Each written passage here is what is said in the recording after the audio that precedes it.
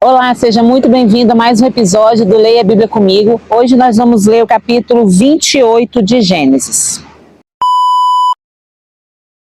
Hoje a edição vai ficar maravilhosa, muito fácil de fazer.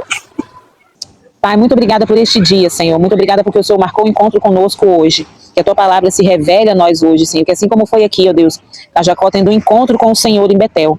Que todos os dias nós tenhamos um encontro com o Teu Espírito Santo, com a Tua palavra, com a Tua vontade. Que seja assim em nome de Jesus. Amém.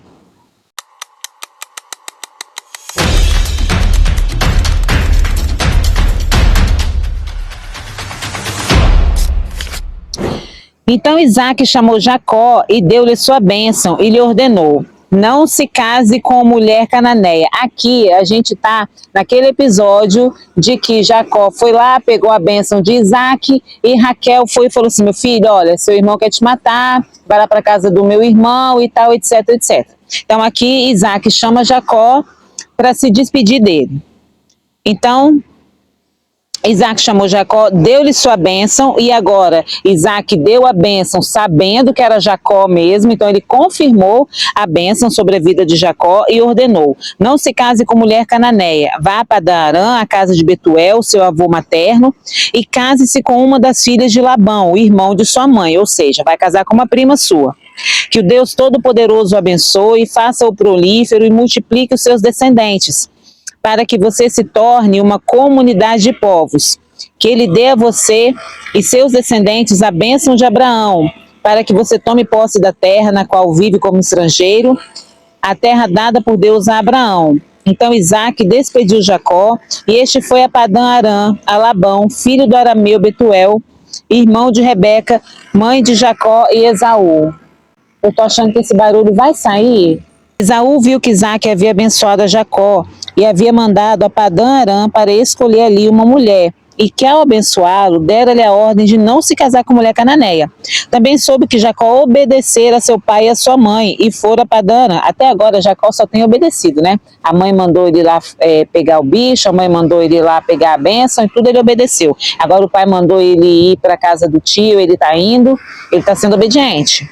Percebendo então Esaú que seu pai Isaac não aprovava as mulheres cananeias, foi à casa de Ismael, lembra? Ismael, filho de Abraão, com Agar, e tomou a Malaate, irmã de Nebaiote, filha de Ismael, filho de Abraão, além das outras mulheres que já tinha. Ou seja, ele estava fazendo aqui igual aquele parente de Caim, né? Que foi aquele primeiro que teve mais de uma mulher. Além de vender a primogenitura, além de não honrar a primogenitura, ele agora faz questão de fazer aquilo que os pais pediram para ele não fazer, só como provocação.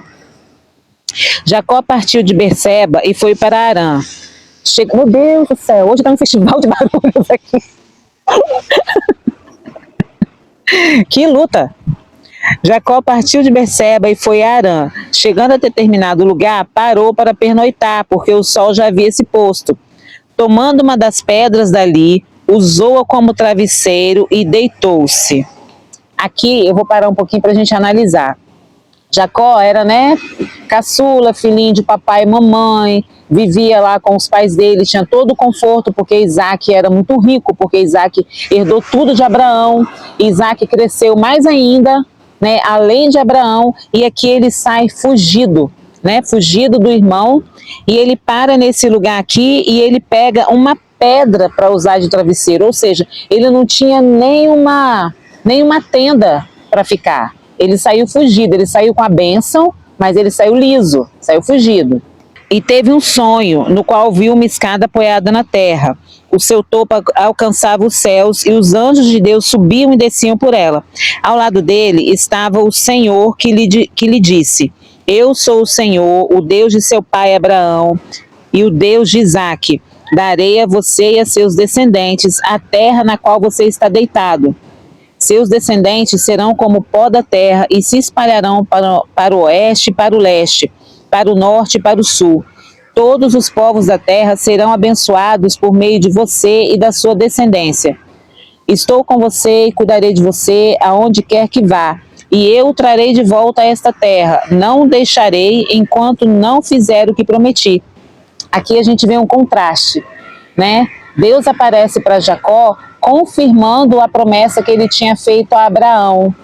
E nessa época aqui, né, que Jacó estava fugido, estava sem bens, estava sem nada, e Deus apareceu para ele confirmando a promessa, mostra para a gente que não é na força do nosso braço, que não é por causa dos bens que a gente tem, que não é por causa dos talentos que a gente tem, que não é nem por causa do nosso caráter, porque do nosso caráter Deus trata como vai tratar o de Jacó, mas é por causa da graça do Senhor, por causa da graça e da escolha de Deus que Jacó foi abençoado. E aqui essa palavra descendência, em hebraico, não quer dizer só filhos e filhas, quer dizer aqueles que seguem o legado, que obedecem, que fazem a mesma coisa que a pessoa fez. Muito legal isso, né? Por isso que ele fala que em ti todas as famílias da terra serão benditas, não só eles. Nós também somos benditos hoje por causa dessa promessa de Deus na vida de Jacó e Abraão. Quando Jacó acordou do sono, disse: sem dúvida, o Senhor está nesse lugar, mas eu não sabia. Teve medo e disse: temível é este lugar, não é outro senão a casa de Deus. Esta é a porta dos céus. Na manhã seguinte, Jacó pegou a pedra que tinha usado como travesseiro, colocou em pé como coluna e derramou óleo sobre o seu topo, e deu o nome de Betel àquele lugar, embora a cidade anteriormente se chamasse Luz. Então Jacó fez um voto dizendo: se Deus estiver comigo, cuidar de mim nesta viagem que estou fazendo, prover-me de comida e roupa e levar-me de volta em segurança à casa de meu pai, então o Senhor será o meu Deus, e esta pedra que hoje coloquei como coluna servirá de santuário de Deus, e de tudo que me deres, certamente darei o dízimo. Aqui mostra que Jacó estava tendo a fé dele construída ainda, porque ele fez um voto condicional com Deus. Deus tinha acabado de falar com ele: eu sou o teu Deus, eu vou cuidar de você.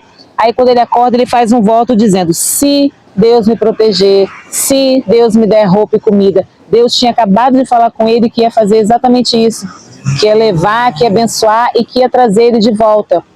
Mas Jacó faz um voto condicional com Deus. Mas tudo bem, Deus aceita aquele voto porque Jacó está em processo. Ninguém nasce pronto. Todos nós passamos por um processo. A nossa fé, ela é firmada, ela é fortalecida, ela é provada, né? Todo mundo precisa passar por esse processo, da mesma forma que Jacó está passando aqui para ter a sua fé firmada. Jacó, ele erigiu aquele altar com aquela pedra como um marco espiritual na vida dele. E a gente também, assim, aquele ali não era um lugar físico apenas, era um lugar que marcava o encontro dele com Deus.